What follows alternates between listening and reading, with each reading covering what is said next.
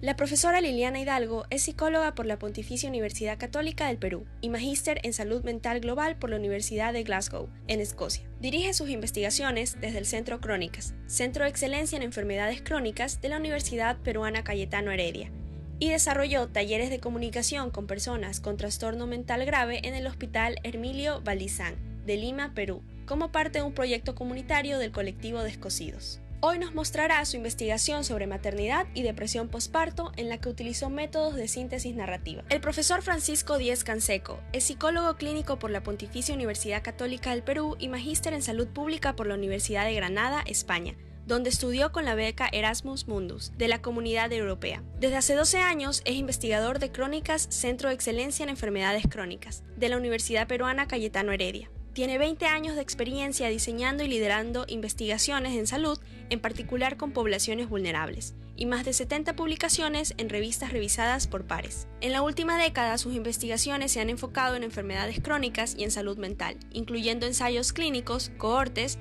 investigaciones cualitativas y evaluaciones de políticas. La mayoría en colaboración con investigadores de América Latina, Estados Unidos y Reino Unido. Hoy nos mostrará su análisis sobre el agregado de 11 ciudades latinoamericanas en su investigación sobre el desempleo informal y la depresión. Liliana y Francisco pueden empezar con sus investigaciones.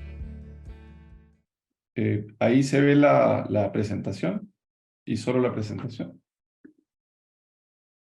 Sí. ¿Sí? Ok, me dicen si hay algo que corregir en la presentación. Estoy usando el modo de compartir solo una parte de la pantalla que nunca he usado, así que estamos innovando con Zoom.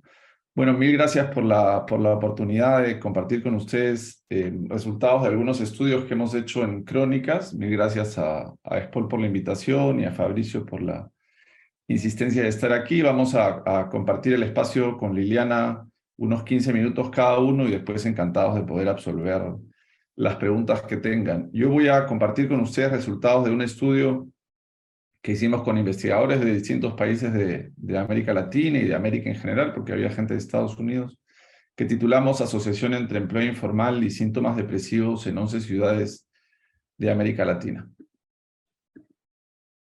Estos son mis conflictos de interés. Yo no soy economista, para empezar, es importante hacer esa aclaración. Mi formación es en psicología clínica y luego en salud pública.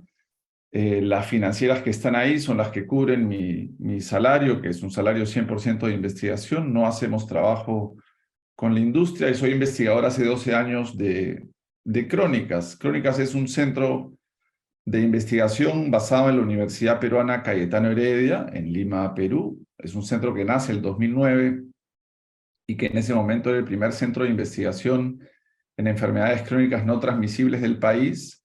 Durante estos 13 años hemos generado un montón de proyectos de investigación, creo que son como 40 y por fondos, diría que bastante significativos viniendo de América Latina, y trabajamos en estudios de distintos diseños, desde ensayos clínicos hasta cohortes, estudios cualitativos. Mi formación, de hecho, previa es en investigación más cualitativa. Y hemos sido un centro, digamos, bastante productivo, ¿no? Junto con nuestros aliados y los estudiantes que trabajan con nosotros, se han producido en estos 12 años más de 600 publicaciones en revistas revisadas por pares. El estudio que voy a compartir con ustedes es un estudio que no es exclusivamente mío, ni era yo el primer autor. Es un estudio que ha sido publicado en Social Science and Medicine y en el que participaban investigadores de la Universidad de Drexel, que eran los que lideraban el proceso, de la Universidad de Illinois en Chicago y de la Universidad Católica de Chile. Y es un pequeño estudio que se hizo como parte de un proyecto muy grande que se llama Salurval, Salud Urbana en América Latina, que es un proyecto financiado por Wellcome Trust del Reino Unido, que convoca a 15 instituciones de América Latina y digamos, de Estados Unidos, y que están ubicados en 8 países. Es un proyecto de 6 años que está entrando a su último año, pero que es tremendamente productivo en términos de publicaciones. Para ponerlos un poquito en contexto, y viniendo, digamos, ustedes de las ciencias económicas y yo de las ciencias de la salud, me parecía importante como hacer un primer vínculo, ¿no?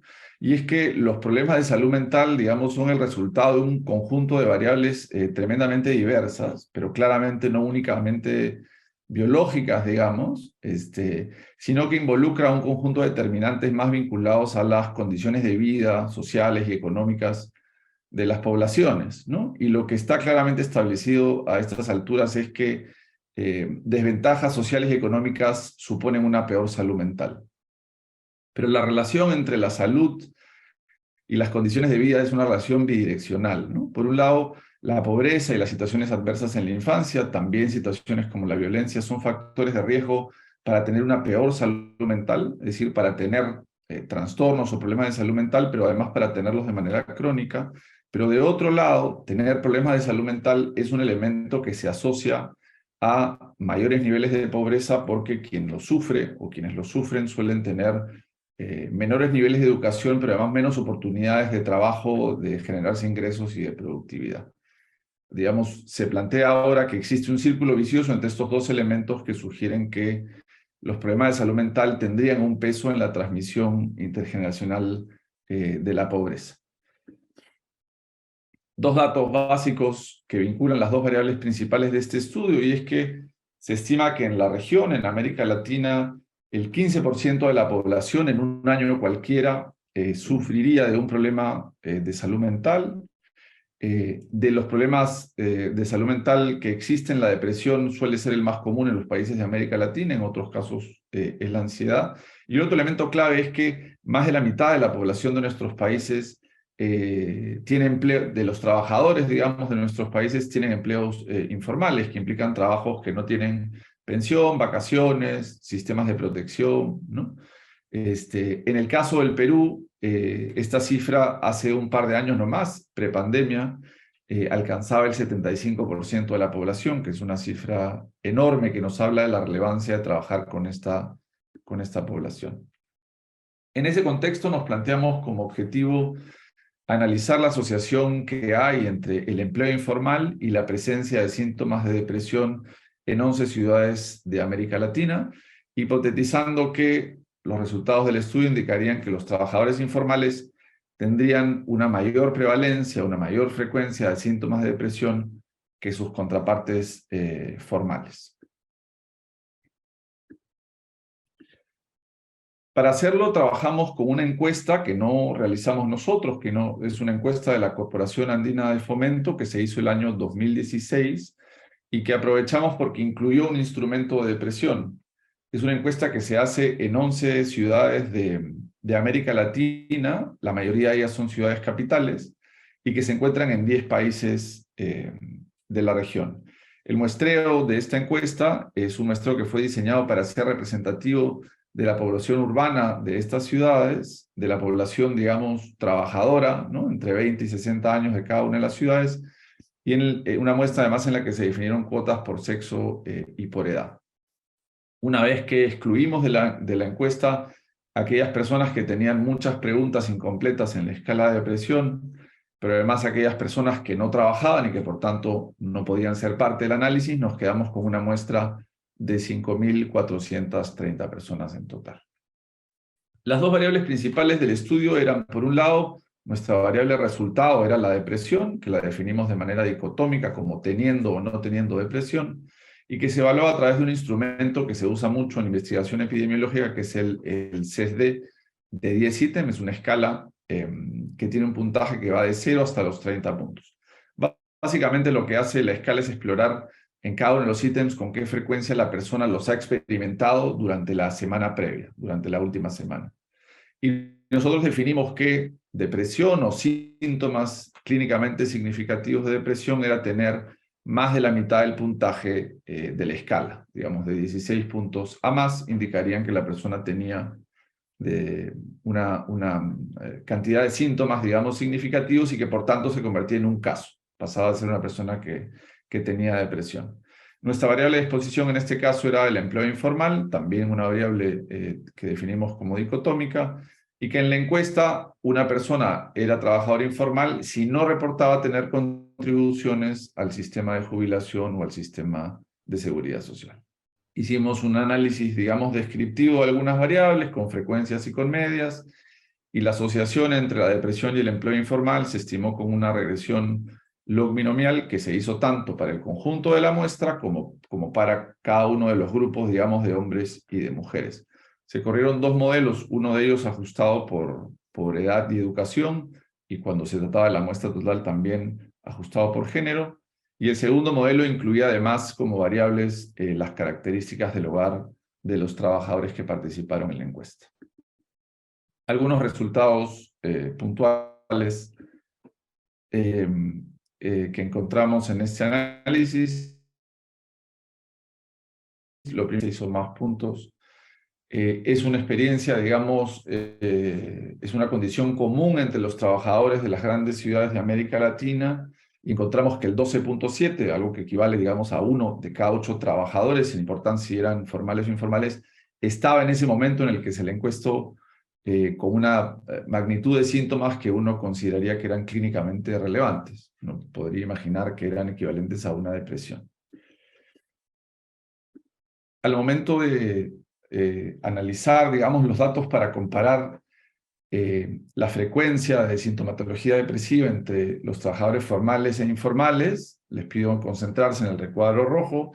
Lo primero que encontramos es que los síntomas eran más comunes entre los trabajadores informales de toda la muestra, alcanzando al 14.4%, y había una proporción, digamos, menor entre los trabajadores formales que tenían síntomas depresivos, que era del 10.9%. Las diferencias, ahí están los valores de P, eran significativas en la muestra total, entre mujeres y también entre varones. En el caso de las mujeres ocurría lo mismo, había una proporción mayor de mujeres trabajadoras informales con síntomas de depresión en comparación con las trabajadoras formales. En este caso la diferencia era más marcada, había 17% de trabajadoras informales con síntomas depresivos significativos contra 12.8% de las trabajadoras formales, y algo parecido, pero menos marcado, encontramos entre los trabajadores varones, donde 12.1% de ellos, entre los informales, tenía síntomas clínicamente relevantes de depresión, contra 9.5% entre los trabajadores formales. Se repite entonces el patrón en los tres grupos.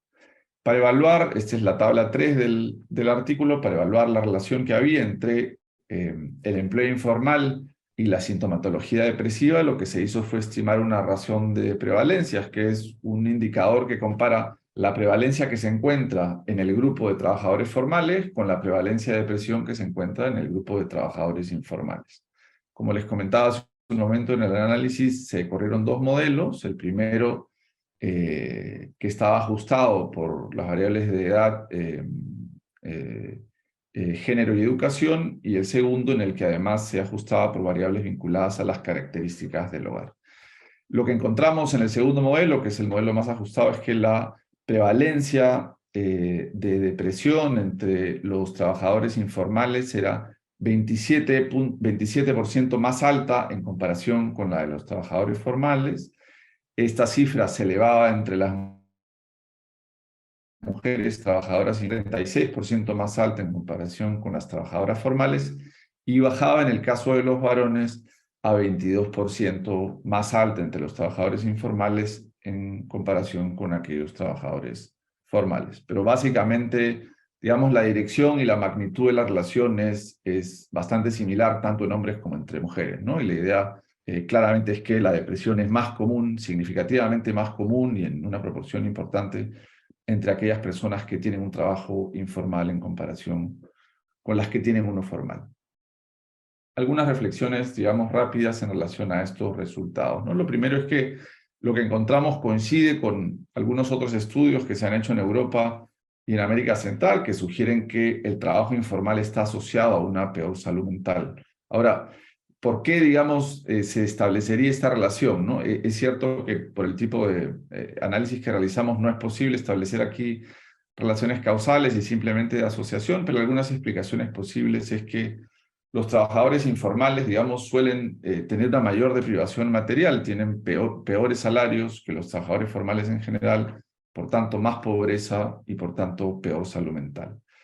Otro elemento característico del trabajo informal es que es un trabajo que suele ser temporal y mucho más inestable que el trabajo formal, ¿no? Eso implica no solo menores ingresos, sino mayor incertidumbre sobre el futuro. Uno escucha con frecuencia esta idea de que hay un sector importante de nuestras poblaciones que se gana el pan en función de lo que pueda conseguir en el día, ¿no? La incertidumbre es una variable que ha sido estudiada y que está asociada a mayores niveles de estrés y de ansiedad, que son a su vez condiciones que se asocian con mayor depresión. Un tercer elemento que podría ayudar a entender esta relación entre el empleo informal y la salud mental, o una peor salud mental, es el estrés que se asocia a la disparidad que hay entre el gran esfuerzo que suele implicar el trabajo informal y la baja recompensa que éste genera, ¿no? Entonces hay una gran entrega, digamos, de un lado, y lo que se obtiene es poco en términos no solo de salario, sino de los beneficios que rodean a ese tipo de trabajo. Un cuarto elemento es el riesgo y el desgaste que suele estar asociado por lo menos a algunos empleos informales. Imagino que en Ecuador es parecido a lo que se observa en el Perú. Hay mucha gente que hace trabajo en calle, que es un espacio, digamos, peligroso, riesgoso. Es también común que la gente que hace trabajos informales tenga que hacerlo por horarios muy largos y además transitar grandes distancias para cumplir, digamos, con sus empleos. También hay, en algunos casos, trabajos que son muy físicos y que no tienen las condiciones de cuidado que un trabajo de ese estilo requeriría y que probablemente un sector formal sí lo tendría. Pero además todos entendemos lo importante y lo necesario que para nuestro bienestar es, por ejemplo, el descanso y las vacaciones de los empleos formales, y ese es un beneficio que muchas personas, diría que en general, no tienen en el sector informal. Un quinto elemento que aparece en la literatura es que se cree que los trabajadores informales tendrían redes sociales más pobres que los trabajadores formales por el tipo de espacio en el que laboran, y las redes sociales, el soporte social en general, es una fuente de contención, digamos, en situaciones de estrés, ¿no? Y el estrés es a su vez un elemento que predispone o incrementa el riesgo de la depresión. Entonces, la ausencia o la precariedad, digamos, la mayor precariedad de las redes sociales es otro de los elementos que podría explicar esta relación.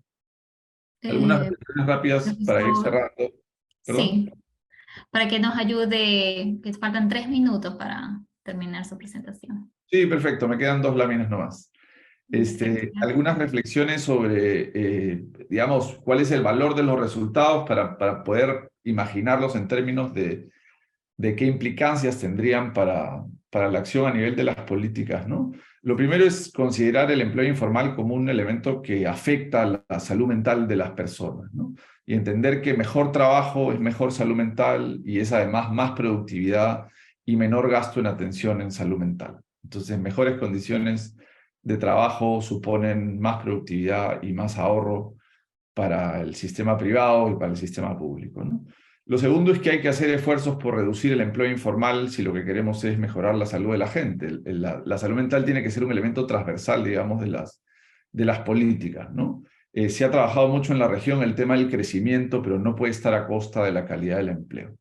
Debería entonces intentar formalizarse más, tener políticas que empujen a la formalización del empleo, con mejor educación para que la gente esté más preparada para el empleo formal, más entrenamiento laboral e incentivos a las empresas para contratar con mejores condiciones, y en el caso específico de las mujeres, generar condiciones que las acerquen, digamos, al empleo formal. Guarderías, mejores horarios, mejores condiciones de descanso por maternidad, y eso lo ha resaltado porque Liliana nos va a hablar en un momento de eso. Y lo otro, en la gente que se queda en el trabajo informal, es reducir, digamos, la precariedad de sus empleos, ofrecer coberturas de salud universales, ofrecer, y esto no es imposible, según algunos estudios, descanso por maternidad incluso a las mujeres que no tienen un empleo formal, mejorar los accesos a crédito y, por supuesto, tener mejores sistemas de protección social. Esta es mi última lámina. Además de trabajar en el sector, digamos, de lo laboral, también hay que trabajar en el sistema de salud mental si lo que queremos es mejorar las condiciones de vida de la gente. Entonces, tenemos que ofrecer empleos para personas que sufren de problemas de salud mental, y eso implica tener políticas laborales que son inclusivas, y que ofrecen ajustes razonables para que una persona que, por ejemplo, tiene una depresión o sufre de una esquizofrenia pueda trabajar menos horas en un ambiente laboral que le resulte favorable, ¿no? Tenemos que atacar, digamos, el estigma para que la incorporación de personas que tienen problemas de salud mental en el trabajo no sea un tema al interior de estos espacios, sino que se vea favorecido. Pero también, y aquí termino, tenemos que tener sistemas de salud que tienen enfoques comunitarios y que no se limitan a la psicoterapia, a la medicación, sino que entienden que la recuperación supone que las personas sean incorporadas a la vida de la comunidad, y eso implica que quienes sufren, quienes sufrimos problemas de salud mental, puedan y podamos trabajar en espacios laborales y que el sistema de salud empuje, digamos, favorezca y acompañe esa incorporación. Les dejo aquí mis datos de contacto, si alguien quisiera en algún momento escribirnos, si tuviera alguna consulta o si quisiera revisar los estudios de crónicas. Mil gracias por su atención.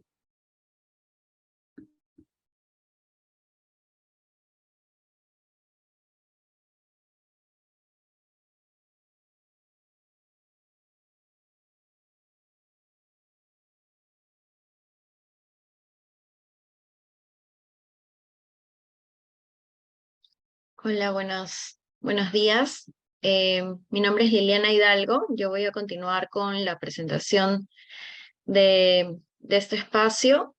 Hoy les voy a comentar sobre una investigación que hicimos también como parte de Crónicas, titulada Asociación entre descanso por maternidad y depresión postparto, un análisis de la evidencia.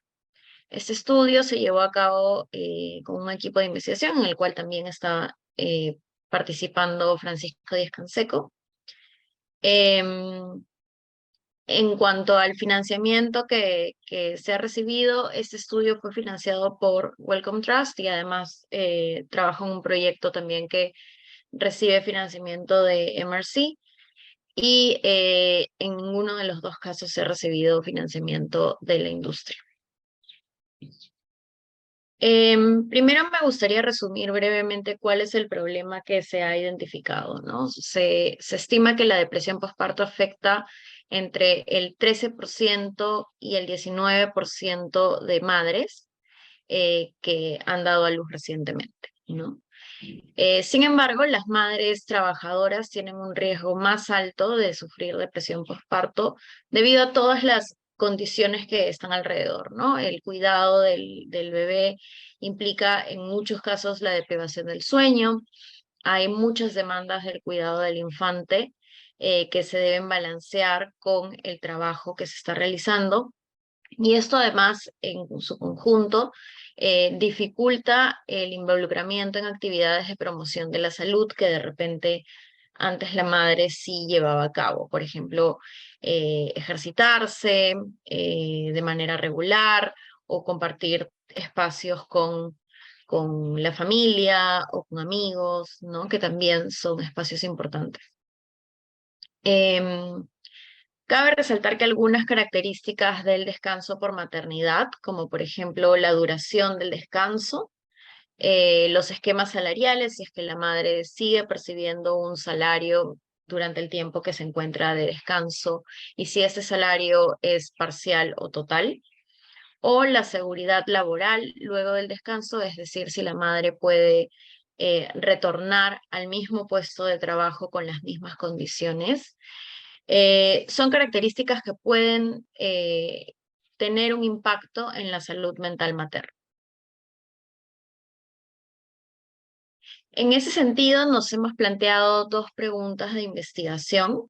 La primera era poder determinar si es que existe una asociación entre las características del descanso por maternidad, incluyendo esas tres que les mencionaba: duración, esquema salarial y seguridad laboral, y la depresión postparto.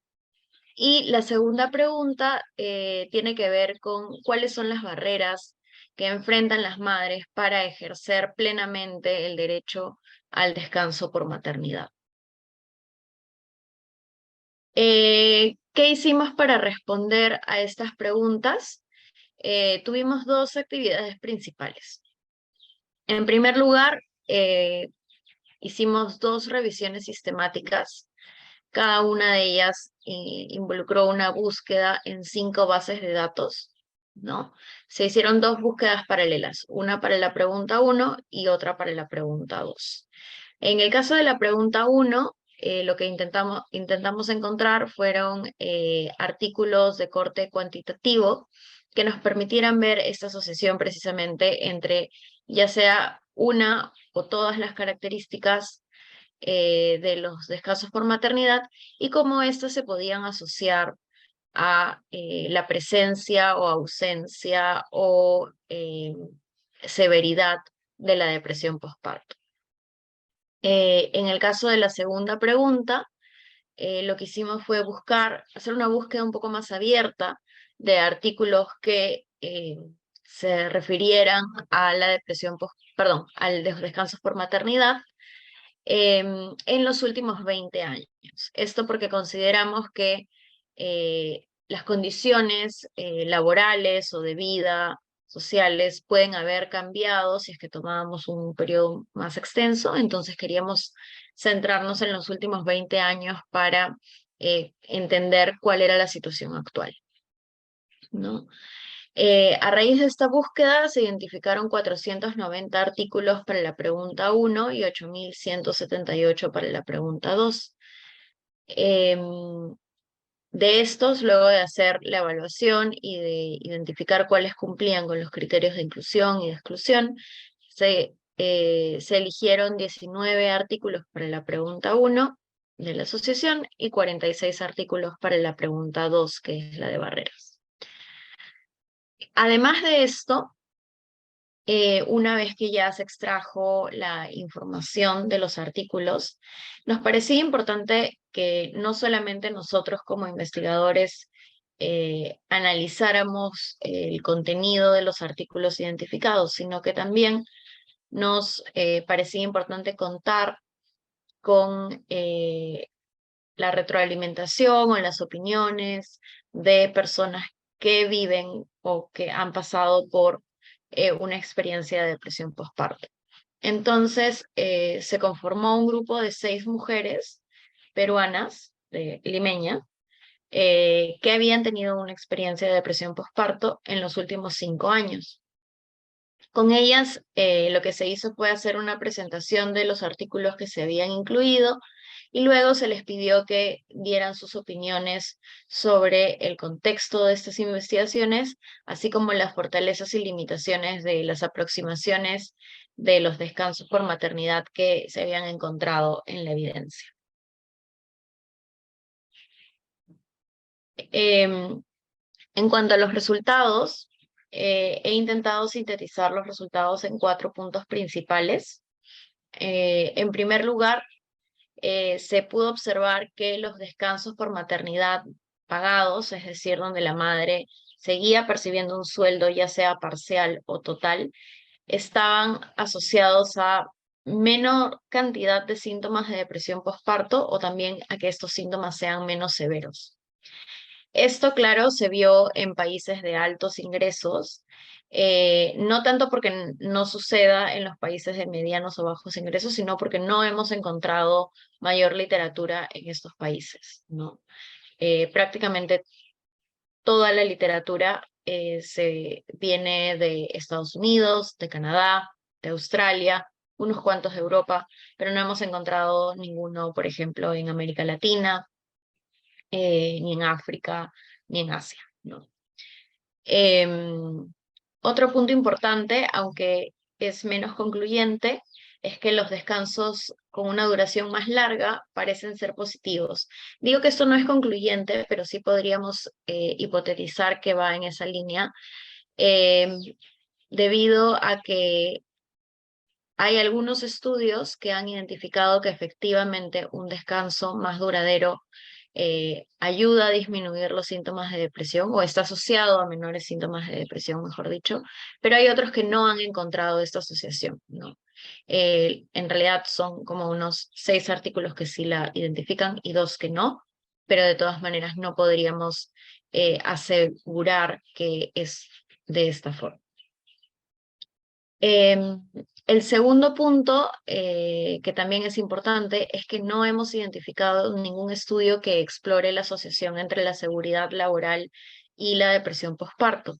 Y esa es una brecha muy importante en la investigación, puesto que creemos que también que esto está relacionado a la incertidumbre que mencionaba Francisco hace un momento en la presentación anterior, ¿no? El no saber que se va a tener la posibilidad de retornar al mismo puesto de trabajo bajo las mismas condiciones puede ser un estresor que afecte a las madres.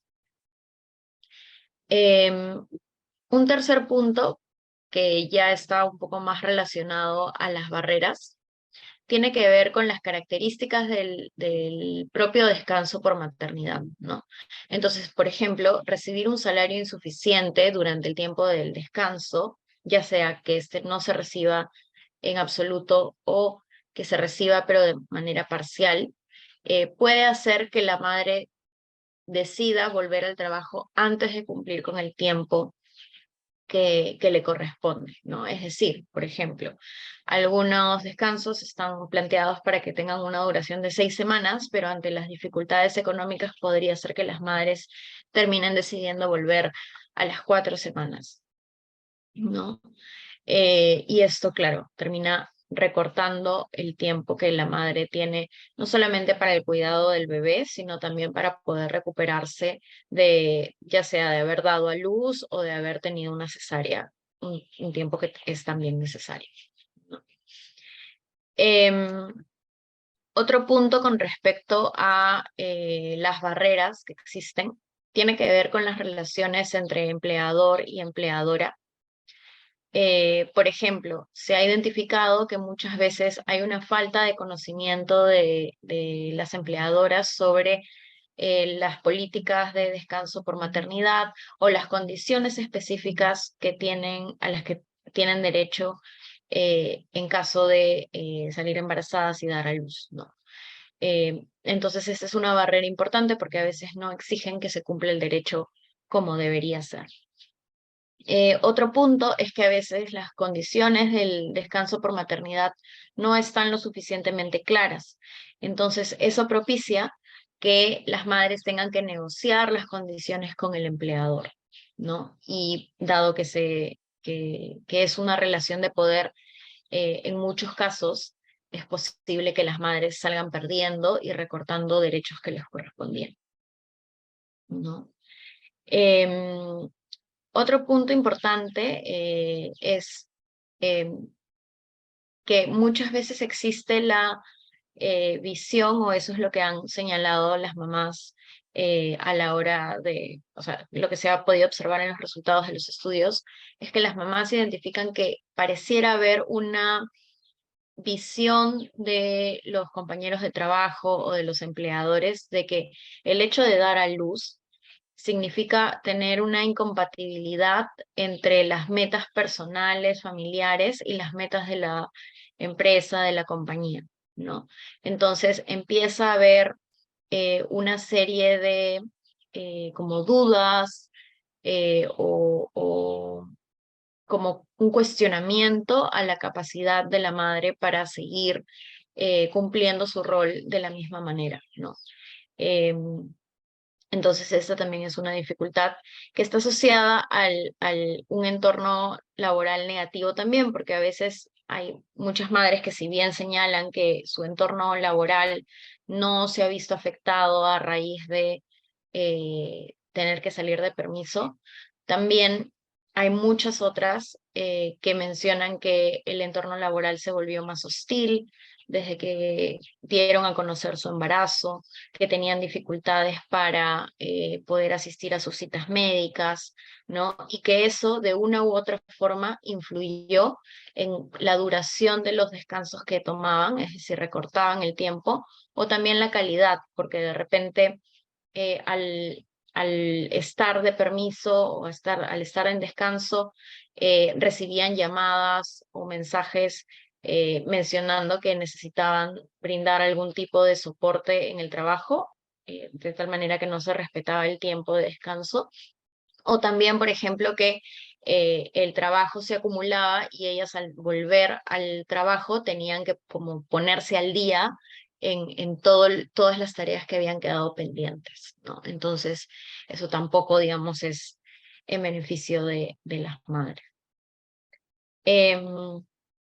Ya para ir cerrando, quería dejar algunas recomendaciones, ¿no?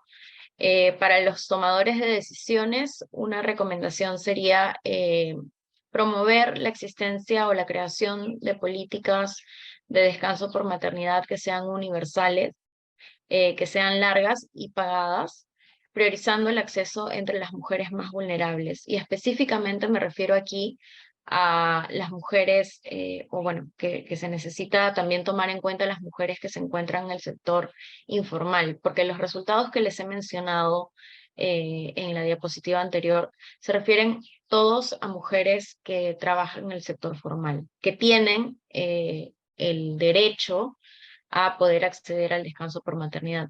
Sin embargo, las mujeres que se encuentran en el sector informal no tienen este derecho y por lo tanto algunas se ven obligadas a renunciar, u otras también tienen que tomarse un tiempo que ellos consideren necesario, pero con las dificultades también de tener que volver pronto para tener un ingreso que les permita sostenerse y sostener también a la familia, ¿no? Para los líderes de negocios, garantizar que haya un buen clima organizacional para las madres antes, durante y después del descanso por maternidad y el cumplimiento de los derechos de las mujeres trabajadoras, ¿no? Esto también involucra, y resalto el después también, porque no se trata de luego entregarles la carga laboral o las tareas que no llegaron a hacer mientras estaban de descanso, pero también implementar, por ejemplo, lactarios o respetar si es que hay alguna política del gobierno que señala que tienen una hora de lactancia las mamás, respetarla, ¿no? Y que eso no genere inconvenientes con los otros trabajadores. Y recomendaciones para futuras investigaciones. Es importante realizar más investigaciones sobre la asociación entre seguridad laboral y depresión postparto, y además sobre la depresión postparto y el descanso por maternidad en entornos menos privilegiados, como países de bajos y medianos ingresos, o en el caso del empleo informal. Con esto cierro mi presentación. Este es el equipo de investigación que llevó a cabo el estudio. Y creo que eso sería todo. Estoy atenta a cualquier pregunta. Ay, perdón. Gracias. Gracias, Liliana. Gracias también al profesor Francisco Canseco.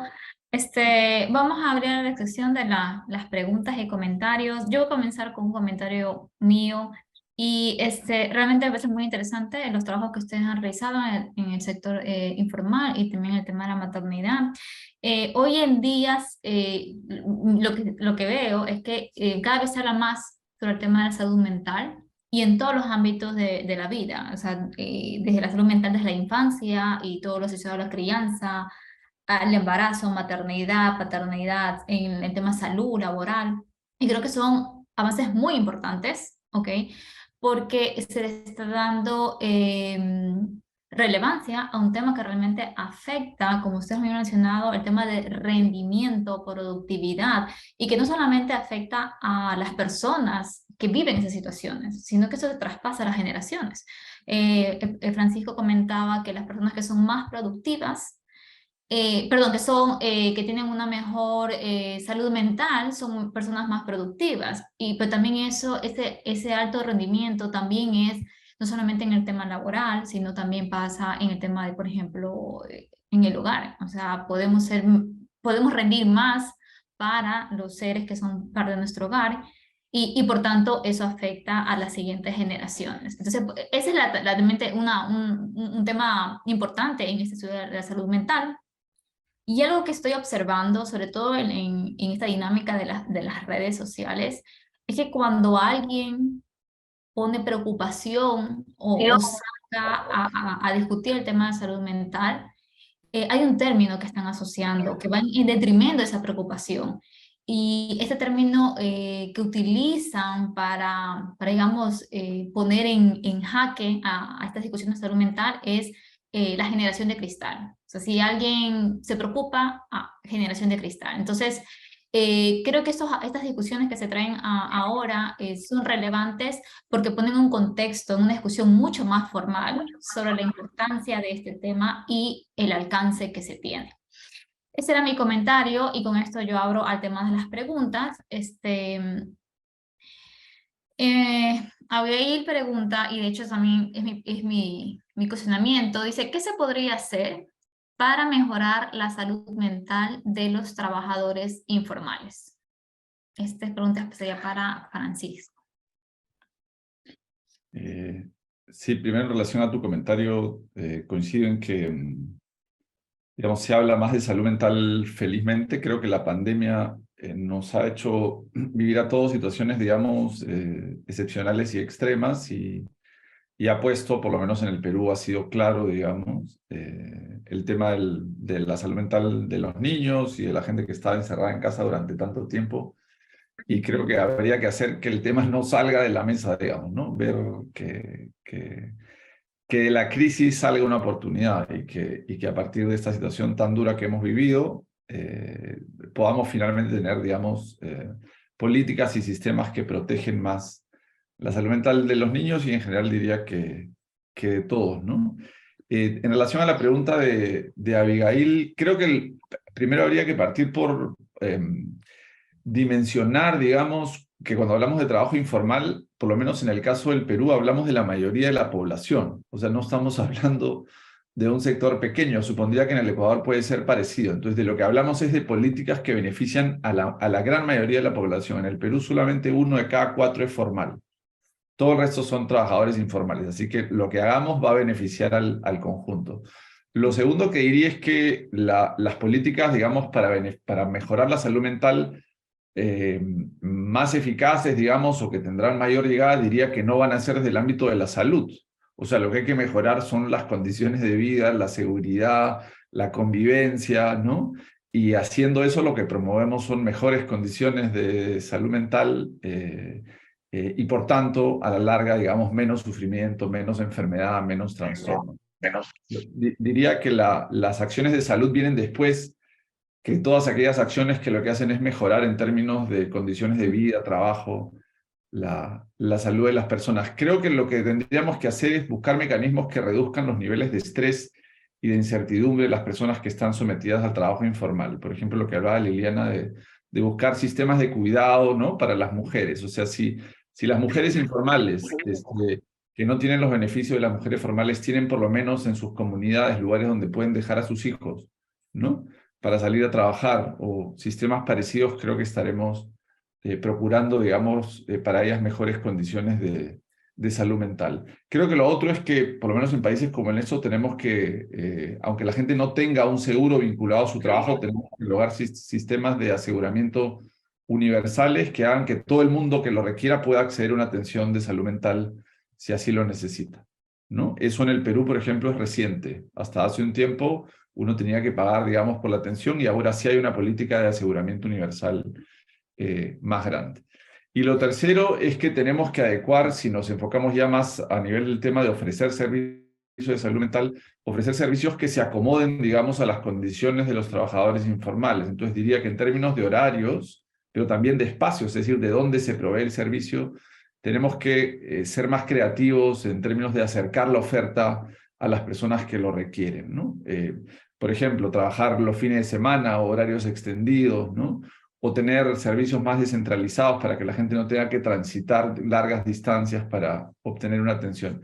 Y finalmente creo que la pandemia nos ha enseñado a ofrecer servicios a distancia y la tecnología podría ser un elemento que permitiría sortear, digamos, el tiempo que alguien tendría que usar para moverse, acceder a un servicio, hacer la cola, la fila, para tenerlo, y podrían ofrecer también servicios, digamos, basados en tecnología, como estamos encontrándonos ahora con ustedes en Ecuador, estando nosotros en Lima, ¿no? Entonces creo que el Zoom nos ha enseñado que hay otras maneras de acercarnos.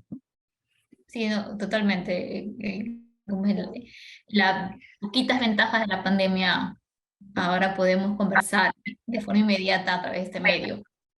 Francisco, un poquito para ahondar en un tema que de hecho lo comentaste en esta respuesta, es en tu trabajo presentaste que este enfoque por género, entonces las mujeres, recuerdo que las mujeres informales tenían una prevalencia del 17% de síntomas de depresión, mientras que los hombres en el sector informal era el 12%.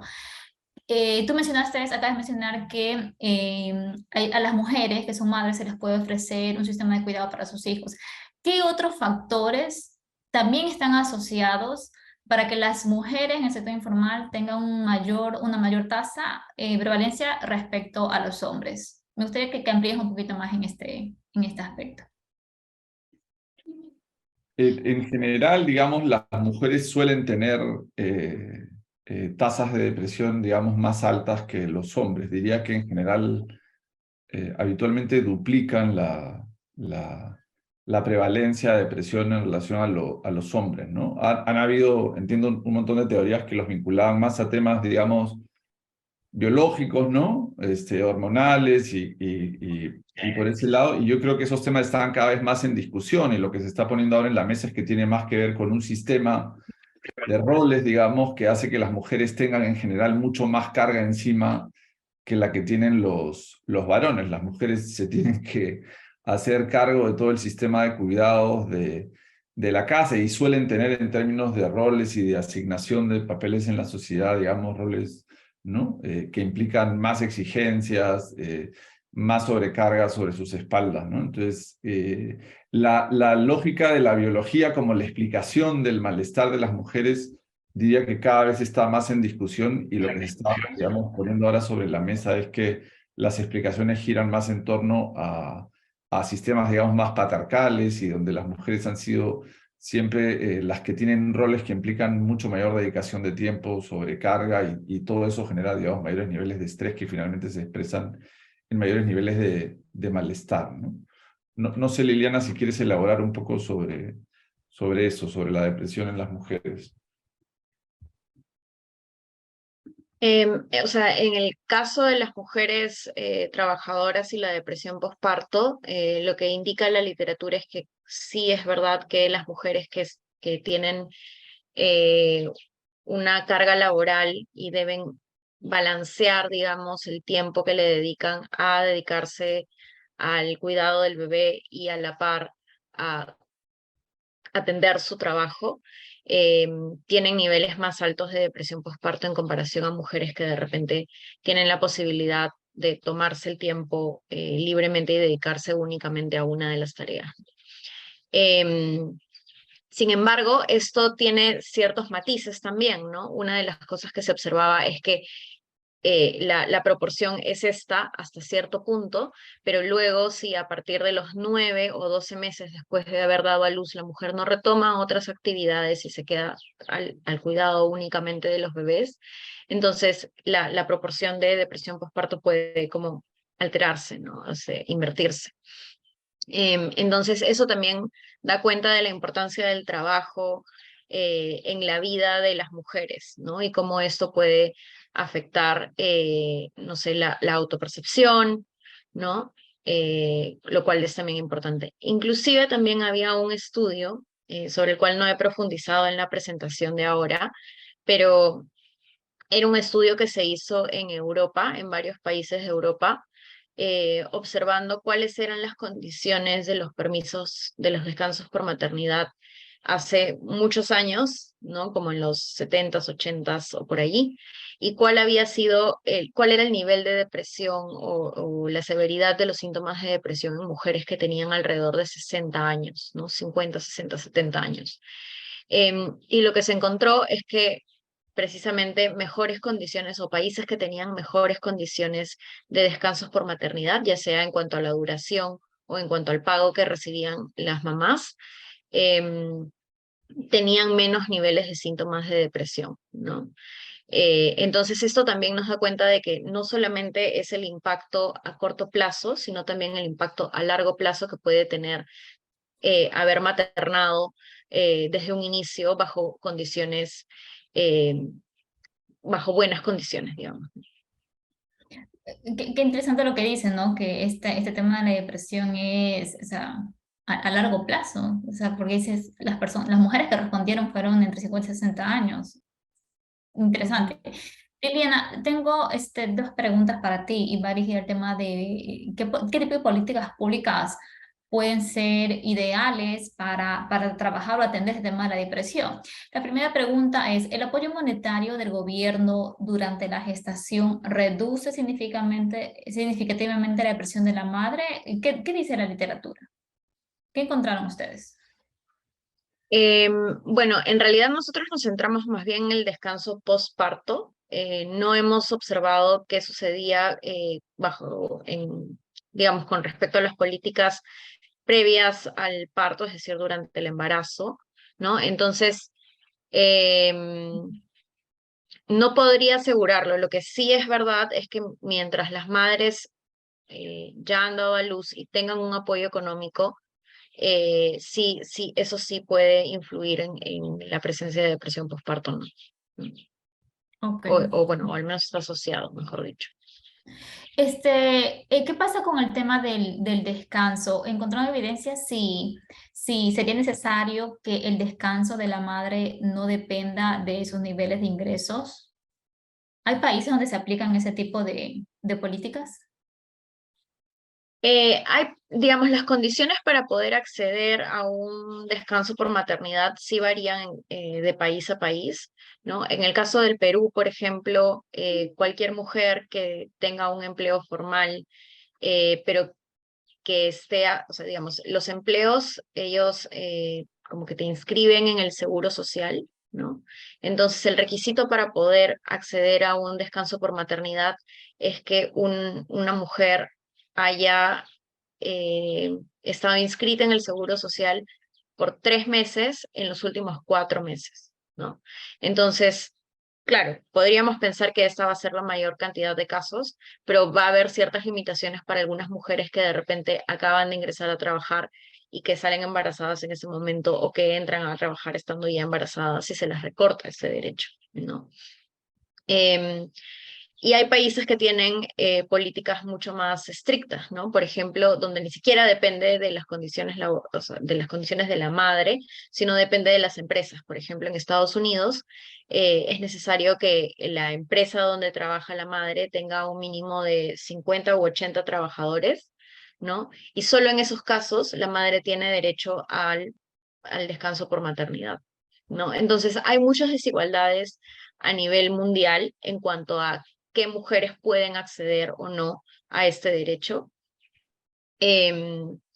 Pero sí es importante promover, como mencionaba hacia el final de la presentación, que el acceso a los descansos sea universal, es decir, a todas las mujeres que se encuentran en el empleo formal, pero también en el informal, que es un punto muy importante, sospecho yo, en varios países de Latinoamérica y seguramente también de otras regiones. Y promover que sean bajo las condiciones adecuadas, ¿no? Por ejemplo, lo que se recomienda es que este descanso sea de mínimo 6 semanas, pero hay países donde el descanso es de 4 semanas, ¿no? Hay países también que tienen un descanso de 12 meses, ¿no? Y creo que también otro punto importante es garantizar cierta flexibilidad, ¿no? Es decir, una vez que las madres vuelven ya a reincorporarse al trabajo, creo que podríamos empezar a cuestionarnos o reflexionar sobre cómo podemos facilitar este regreso, ¿no? Puede ser claramente guarderías, lactarios, etcétera, pero creo que también a raíz de la pandemia ha habido muchas mujeres que han dado a luz en este periodo de 2, 3 años y que han manejado el trabajo remoto y el cuidado del bebé de una manera positiva, ¿no? Entonces es algo que también muchas mamás, bueno, quizás esto no lo hemos estudiado, digamos, como más a profundidad, pero sí lo que hemos escuchado a partir de la experiencia de las mamás que estuvieron en el grupo de consulta y también con otras amigas mamás que conozco, que ha sido una oportunidad increíble para poder estar muy cerca de sus bebés por un periodo largo de tiempo sin dejar de lado la oportunidad de seguir desarrollándose profesionalmente, ¿no? Entonces, creo que eso sí nos lleva a pensar cómo es que esta experiencia de la pandemia puede también ayudarnos a cambiar un poco el chip y ver cómo podemos facilitar esta incorporación de estos dos aspectos de vida. Bueno, gracias Liliana. No podré estar más de acuerdo contigo de que el descanso debería ser universal, debería ser para todas las mujeres en en este estado, y que la revisión de ese descanso no solamente sea para las mujeres, sino también para los padres, para los hombres que son padres.